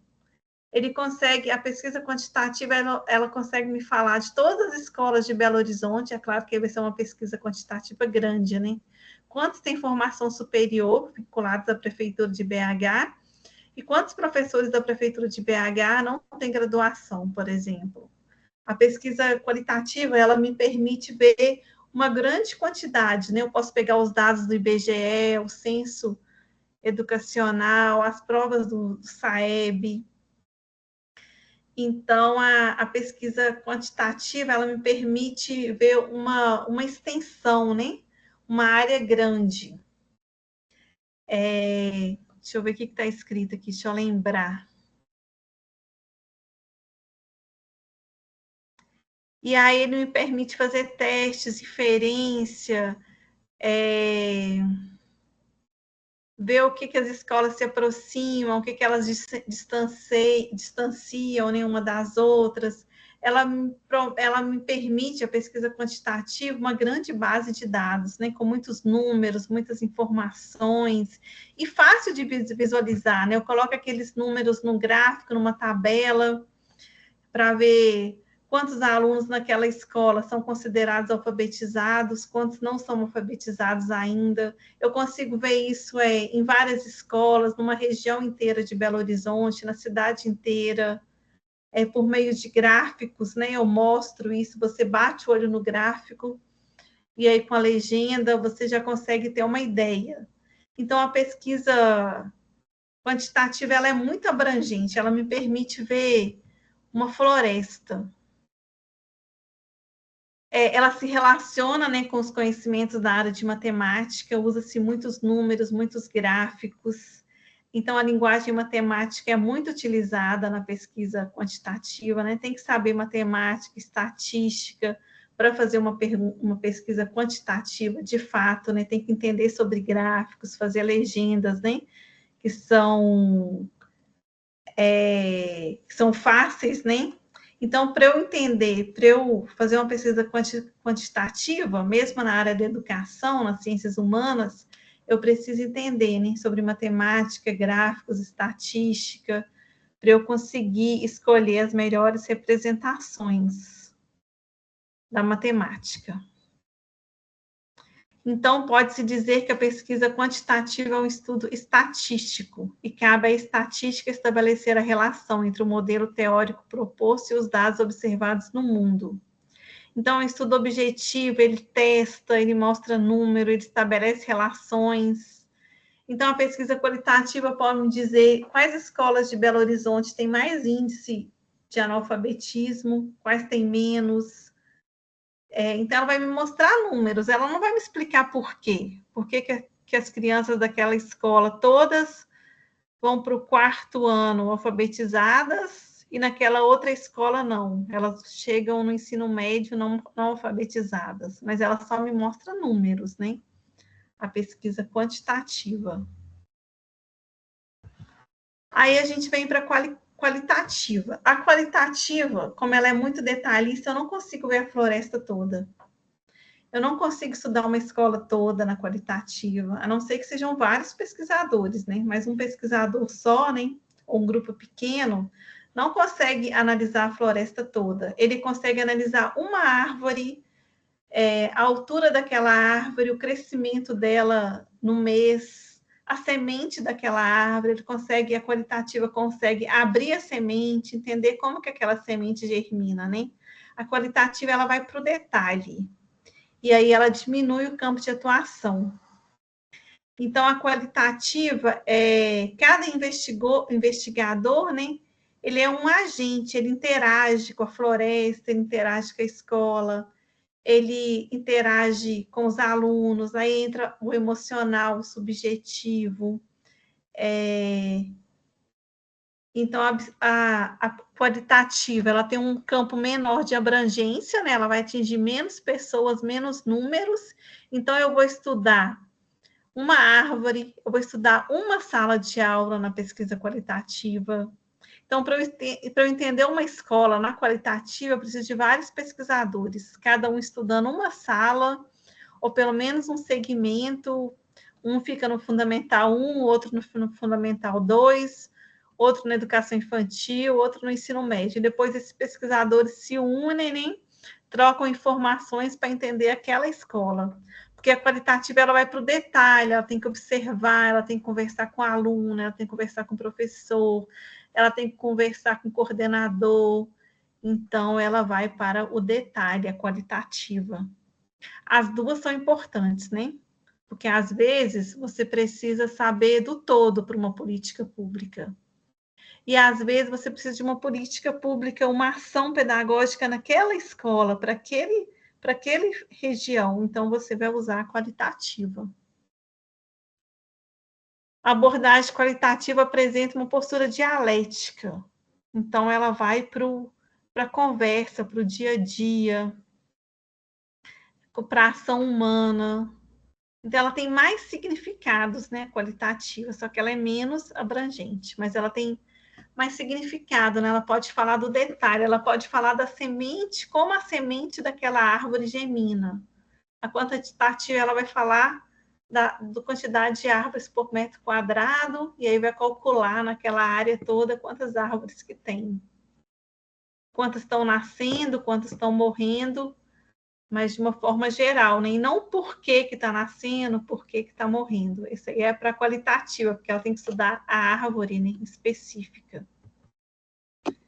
Deu para vocês entenderem um pouco sobre pesquisa qualitativa e quantitativa? Que agora a gente tem outro assunto aqui para os nossos últimos minutos aqui da aula. Mas é bem rápido e eu posso retomar na próxima aula também. Eu vou falar um pouquinho agora das normas da BNT, mas aí na próxima aula eu retomo um pouco. Aí eu falo de normas da BNT, do plágio e do memorial. Fica 3 assuntos para o dia 12 de março. Então, agora eu só vou começar.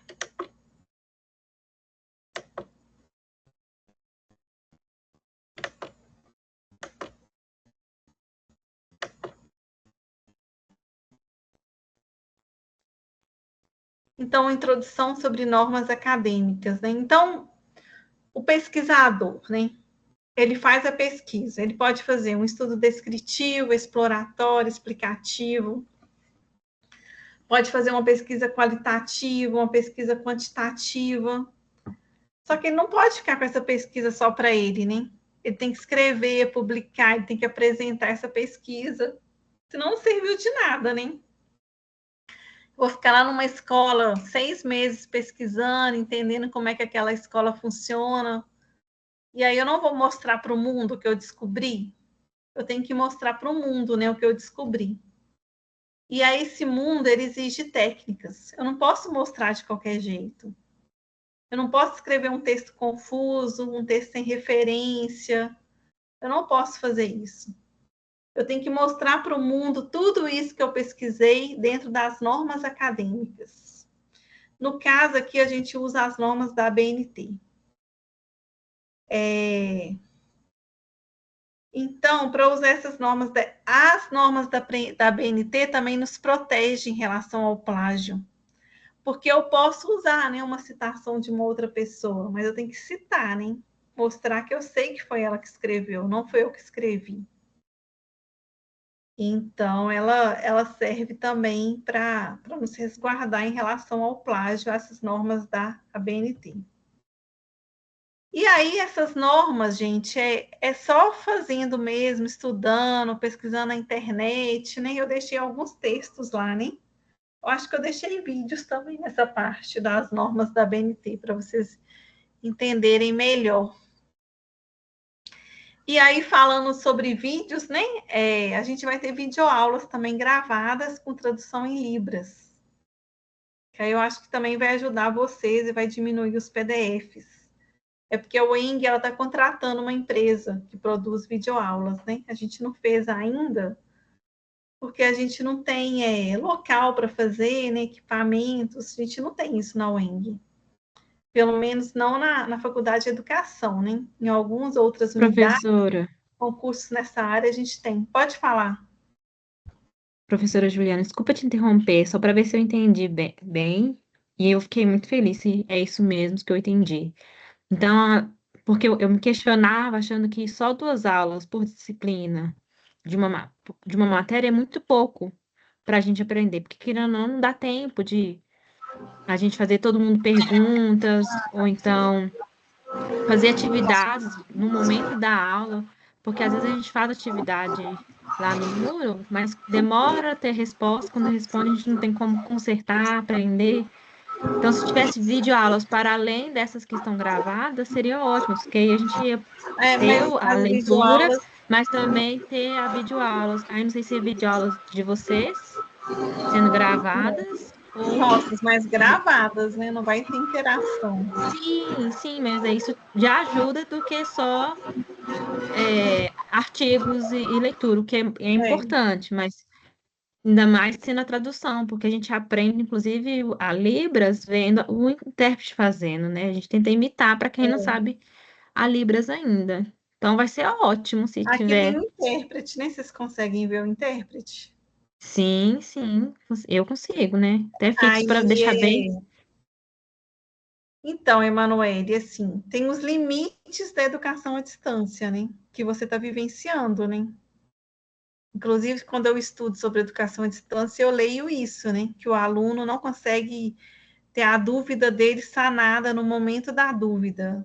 Isso é um limite da educação à distância, a resposta demora a chegar. A educação à distância, ela tem possibilidades, né? Ela permite que pessoas façam cursos, né? Adquirem conhecimento, que se fosse só presencial, essa pessoa não poderia, mas ela também tem limitações, né? Quando a gente estuda sobre educação à distância, a gente estuda essas limitações. Então, tem muitos problemas na educação à distância, né? Que vocês estão vivenciando. De não ter tanta interação, né? Do estudo solitário, da resposta demorar, muito PDF, né? A gente não tem essa cultura, né? A gente não tem condições materiais, né? Dessa produção de videoaulas na faculdade de educação. Então, ou a gente pega um vídeo do YouTube, né, que já está pronto, ou a gente faz de forma muito caseira. E vou falar para vocês que pouquíssimos cursos têm essas 2 aulas por disciplina. No geral, nem tem, né? Eles têm Essas- gravado o conteúdo, né? Mesmo que seja repetido, às vezes é o mesmo vídeo durante 4 anos, mas é uma quantidade É, de vídeos que fala ali sobre a matéria, né? tem, principalmente as privadas, né, que usam isso, né? Uhum. Mas outros cursos da UENG, né, às vezes é totalmente à distância, não tem esses encontros. E aí, se a gente colocar muitos encontros toda noite, né, aí a gente poderia, então, fazer um curso presencial, né, talvez seria mais interessante. E nem todo mundo também tem condições de estar aqui e também não tem condições de assistir, né, 2 horas de aula depois. Então, é muito limite, né, é muito desafio, né, para a educação à distância, ainda. Mas a gente, a partir dos feedbacks de vocês, a gente tem buscado, né, melhorias. Patrícia levantou a mão. Professora, o que eu gostaria de observar é uma coisa que eu tenho visto de outros colegas também.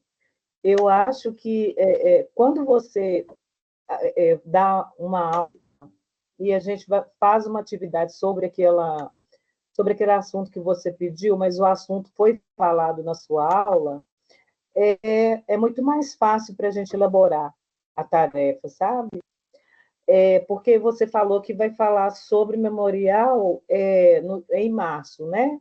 E a gente É, tem que entregar o memorial e o currículo antes desse, o prazo é não, antes dessa é 29 de março, né, a entrega. de Eu vou falar março. dia 12 e a entrega é dia 29, não é isso? Deixa eu ver aqui no AVA. Ah, porque então eu devo ter confundido, porque para mim era de 28. Não, mas é de fevereiro ou de março? Eu acho que é de março.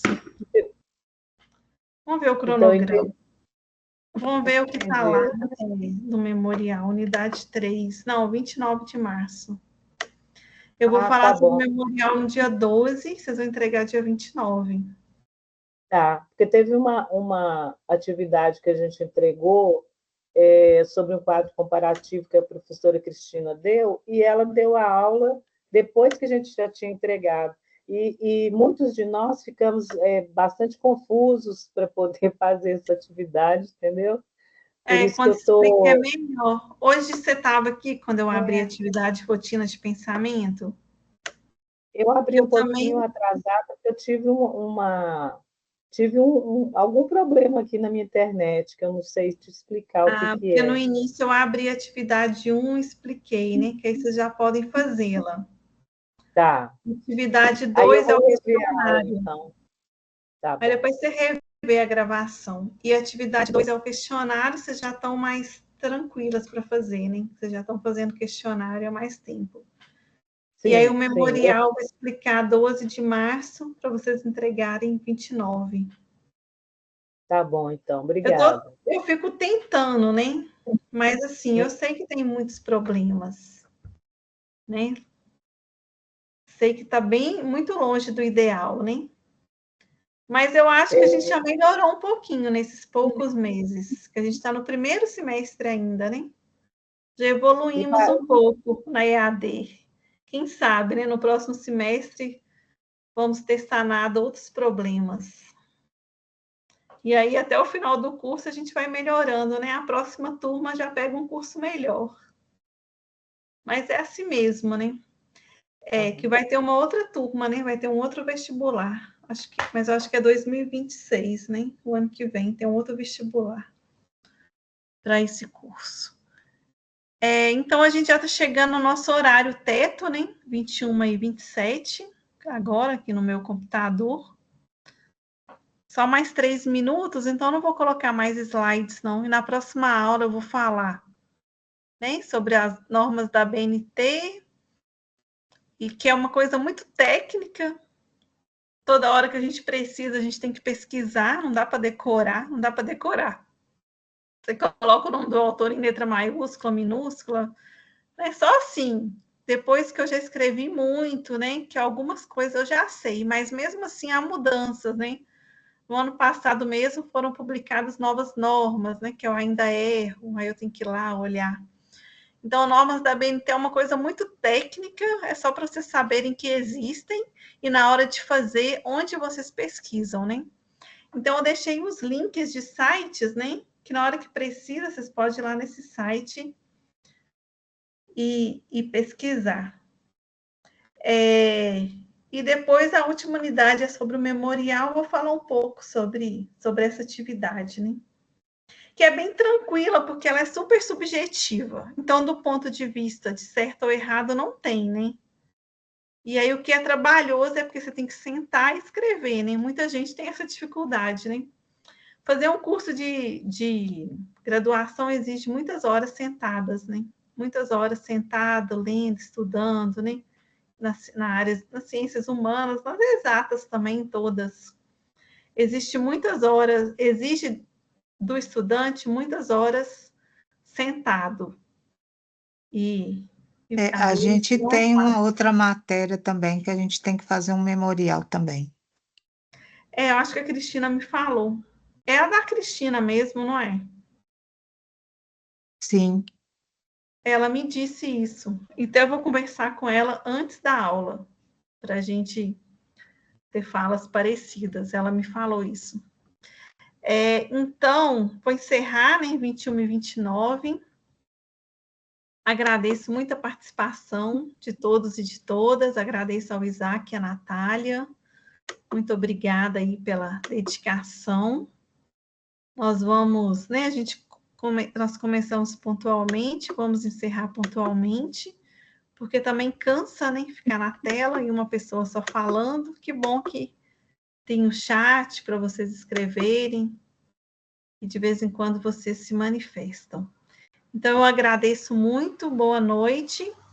A gente continua lá no AVA, né? Eu sempre estou respondendo alguma dúvida que vocês me mandam pelo AVA, pode mandar pelo e-mail também, que é juliana.branco@ueng.br, e aqui nas nossas aulas. Tá bom? Então, boa noite, até breve. Boa noite. Vou parar a gravação aqui.